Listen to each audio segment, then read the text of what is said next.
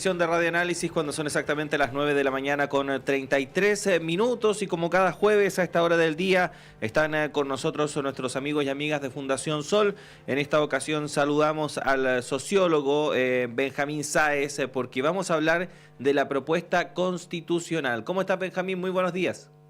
Todo bien, muy buenos días, gusto saludar. Igualmente, Benjamín, y para hablar respecto de temas que son cruciales a la hora de conversar, de debatir, de reflexionar respecto de nuestra sociedad, que estamos hablando de derechos sociales, temas como salud, pensiones, también respecto de lo que dice la propuesta en torno al mundo del trabajo. En términos generales, Benjamín, para empezar esta conversación, ¿qué podríamos decir respecto de lo que propone esta propuesta constitucional a propósito de estos temas? Bueno, lo que vemos a nivel general, ¿verdad? Es que en distintos temas que, en cierta forma, si vemos lo que sucede desde el retorno a la democracia, ¿verdad? Vemos que hay ciertos pilares heredados de la dictadura, ¿verdad? Que se han mantenido en distintos ámbitos.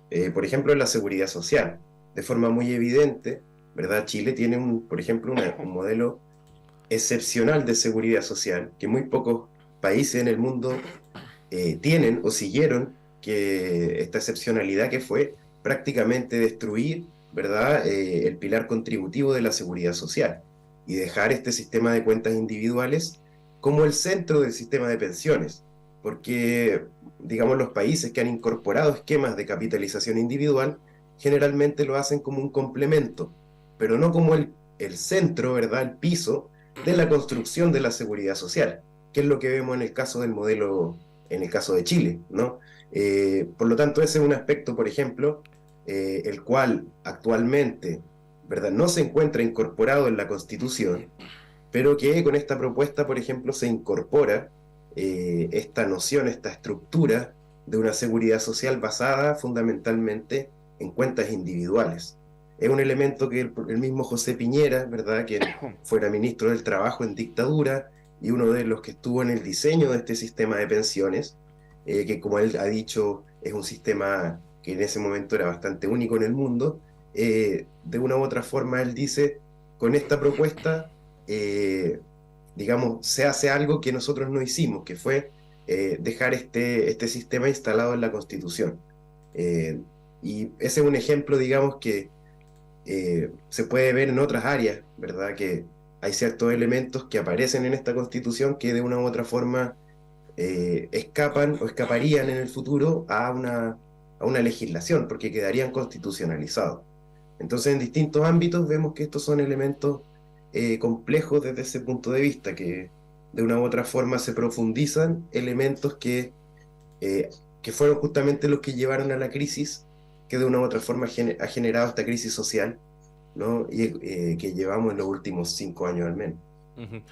Benjamín, a propósito de eso último que mencionabas, porque este proceso constituyente surge supuestamente a propósito de la crisis social que estaba experimentando nuestro país con el estallido y como una suerte de respuesta institucional a las demandas que en ese momento se estaban estableciendo por parte de la ciudadanía, y no solamente en ese momento, sino que también desde hace harto años atrás. Pero en el transcurso de estos años hemos visto cómo el discurso se ha ido cambiando, ¿no? Y lo que en un momento era buscar o establecer pensiones justas, pensiones suficientes, terminó transformándose en con mi plata no. El hecho de tener una salud garantizada, de libre acceso para todos y de calidad, terminó convirtiéndose en una supuesta libertad de elección en la materia. Y así con diversos demandas de derechos sociales que terminaron por tergiversarse al llegar a un punto en el que efectivamente, como dices, se terminan por profundizar algunos de los mismos problemas que se están llamando a solucionar. ¿Qué pasa en ese sentido, Benjamín? Te perdimos un ratito, Benjamín, pero parece que ahí volviste. Sí, sí, Sí. disculpas, tuve una dificultad con internet. Sí, no, a modo de resumen, lo último que te estaba comentando, ¿cómo finalmente se dieron vuelta estas demandas sociales para que efectivamente se terminaron haciendo propuestas que en vez de solucionar lo que se estaba pidiendo que se mejorara, profundizaran lo que supuestamente son los mismos problemas. Claro, de una u otra forma, bueno, hasta lo que alcancé a escuchar, tú lo ponías en frases bastante ilustrativas, ¿cierto? Y de una u otra forma pasamos de compartir los privilegios, ¿no? Tenemos que compartir nuestros privilegios al que se joda, ¿no? Que Ujú. es como pasar de un estado a otro totalmente distinto, ¿no? Y en cierta forma, claro, tiene que ver también con que hay distintas interpretaciones sobre cómo se enfrenta lo que se ha vivido el último tiempo, ¿no? Para ciertos sectores se enfrenta eh, con una mayor redistribución, ¿no? Lo que nos vino a decir esto es, están creciendo las desigualdades, ¿no? Se llegó a un punto insostenible en el cual el costo de la vida, el nivel de vida que se ve también en ciertos sectores, no se refleja en lo que son los salarios, en lo que es la vida cotidiana de una gran mayoría de la población, ¿no? Y en cierta forma esto se ha reflejado, hoy día lo vemos reflejado, por ejemplo, en lo que fueron los últimos resultados de la encuesta CACEN, que hace una radiografía del año 2022 y nos muestra, por ejemplo, que entre el año 2006 y el año 2022, la diferencia entre los ingresos del trabajo del 10% más rico o de mayores ingresos de la población y el 10% de menores ingresos prácticamente se duplicó. Es decir, si en el 2006 el 10% de mayores ingresos era 30 veces más, tenía 30 veces más ingresos que el 10% de menores ingresos, el año 2022 ya son más de 61 veces la cantidad de ingresos del 10% de menores ingresos que tiene el 10% de más ingresos a nivel nacional. Entonces, Ujú.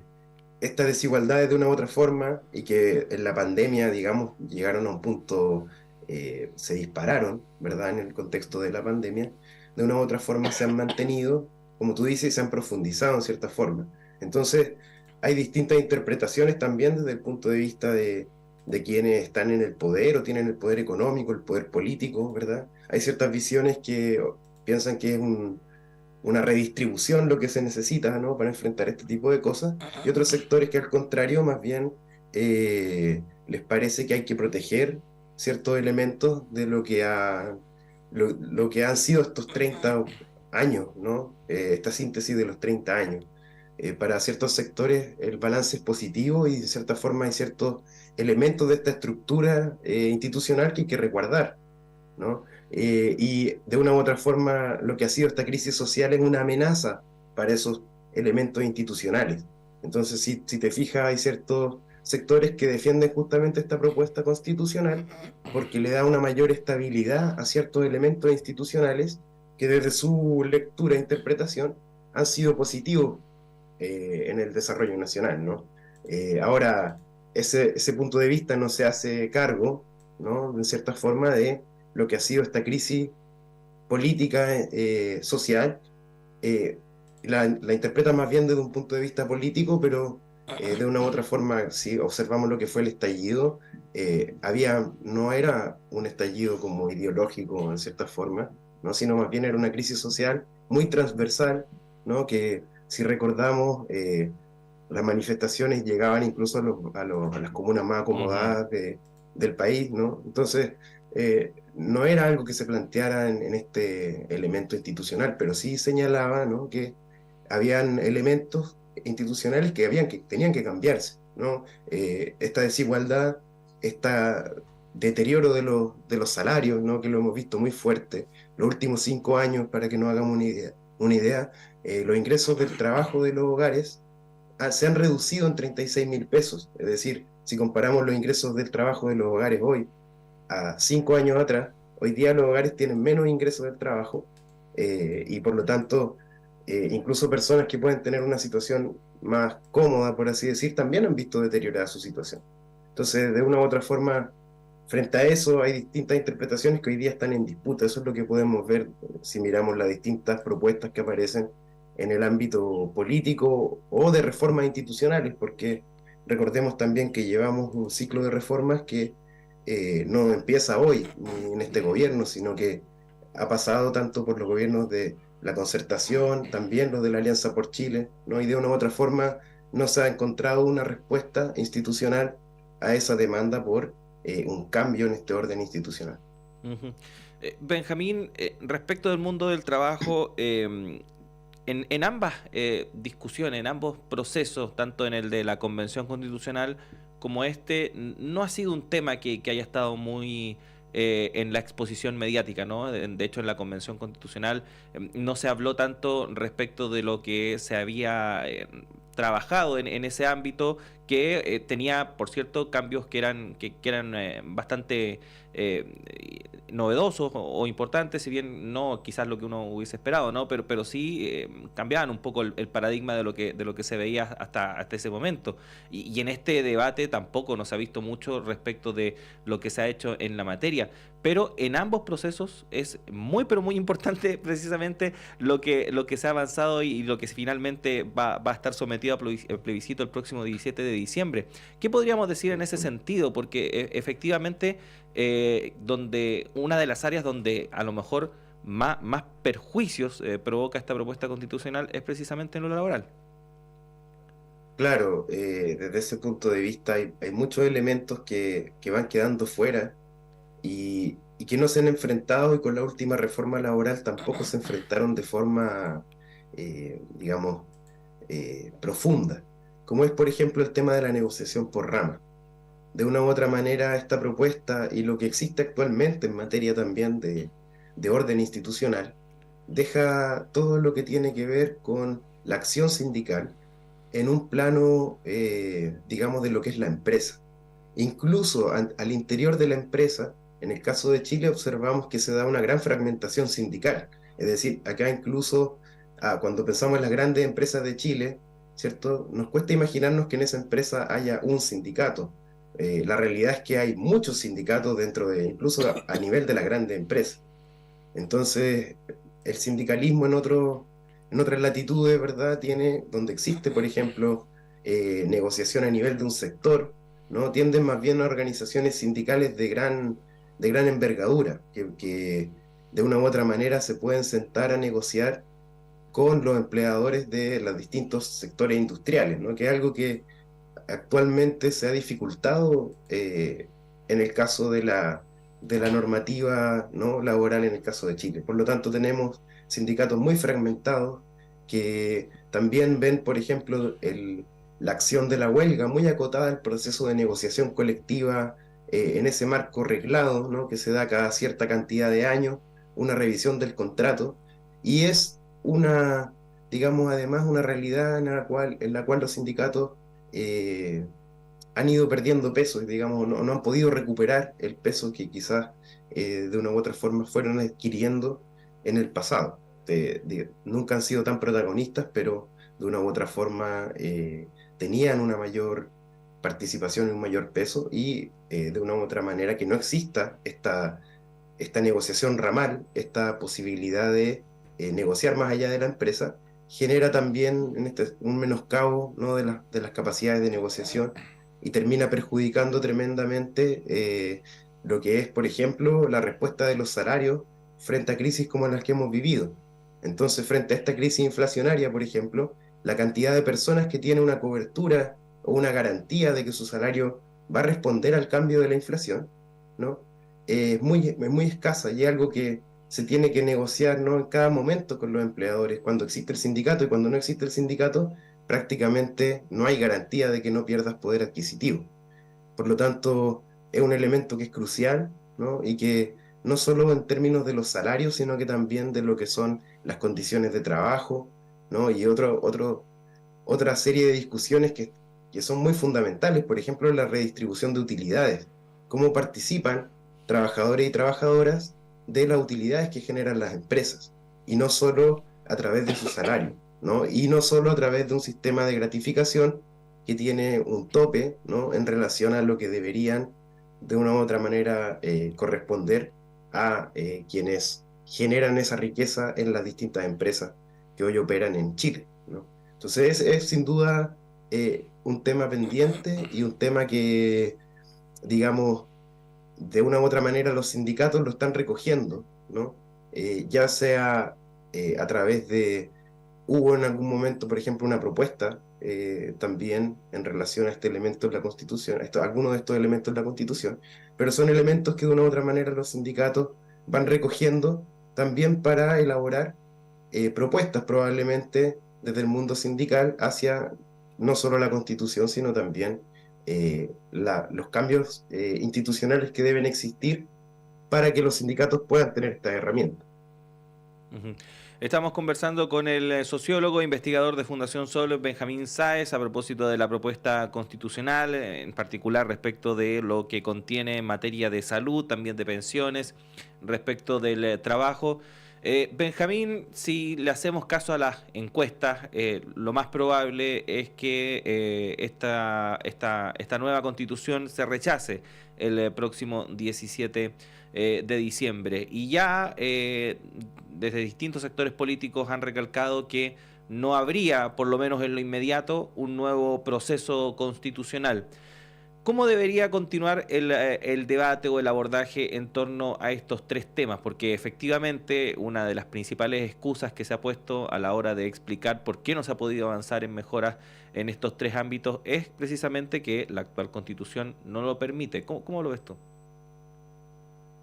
Sí, en cierta forma va a ser un choque de expectativas para muchas personas, creo que eso, y organizaciones, ¿no? Que de una u otra forma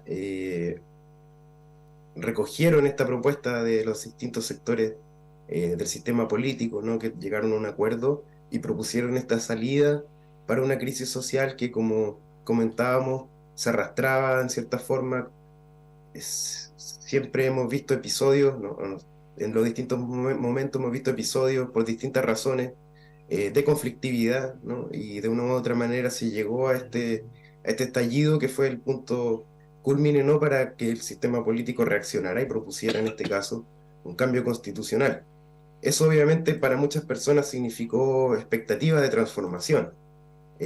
Si este proceso no termina, como tú dices, hipotéticamente, ¿no? En un rechazo y fin del proceso, probablemente tenga que existir alguna alternativa para responder a esa expectativa, ¿no? En cierta forma, esa expectativa sigue presente, ¿no? Se aprobó también en ese sentido un cambio a la Constitución en un plebiscito, independiente de que el texto, ¿cierto?, no se apruebe, en cierta forma también, de una u otra manera, eso abre un elemento que es a considerar, ¿no? En esta posibilidad alternativa. Se ve también que hay ciertos sectores que apostarían por el Congreso, ¿no? Por una salida más de reformas implementadas en el Parlamento a distintos elementos. Ahora, en ese contexto, parece ser que no habría una respuesta muy clara, o más bien se seguiría en un proceso, ¿no?, de tira y afloja entre distintos sectores por encontrar una salida, y hay que ver cómo eso se relaciona con este quiebre de expectativas, ¿no? Mm. De una u otra manera hay una demanda de la ciudadanía en relación a estos problemas, ¿no? Que probablemente busque formas de expresión o formas de articulación. También ahí es muy relevante observar lo que ha pasado con las organizaciones sociales, ¿no? Sindicales o del ámbito popular, ¿no? Que en todo este proceso también han ido perdiendo sus mismos niveles de articulación. Todo lo que ha sido una pandemia, ¿no? Y un proceso de estallido y todo digamos, una situación reciente también que lleva, por ejemplo, presencia militar en distintas zonas del país, ¿no? En cierta forma implicó cuarentenas, restricciones de la movilidad, de la posibilidad de reunirse en muchos aspectos, ¿no? Y que ha limitado en cierta forma el accionar de organizaciones que se vieron antes de este proceso constitucional, ¿no? En asambleas populares que de una u otra forma territoriales, ¿no? Que se observaron en muchos lugares del país. Entonces, esos espacios, ¿no? Estas asambleas populares autoconvocadas, estas instancias también de participación de distintas organizaciones, de una u otra forma se han visto también mermados en este último periodo, ¿no?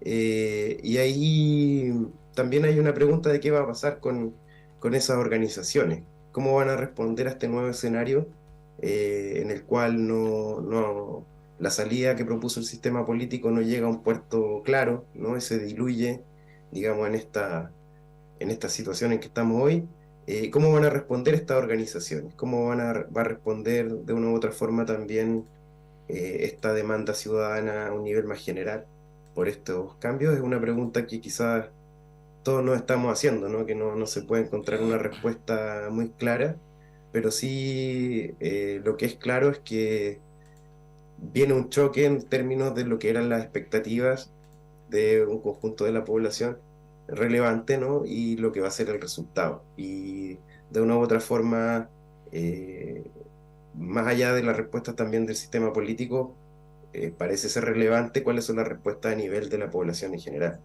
Ujú.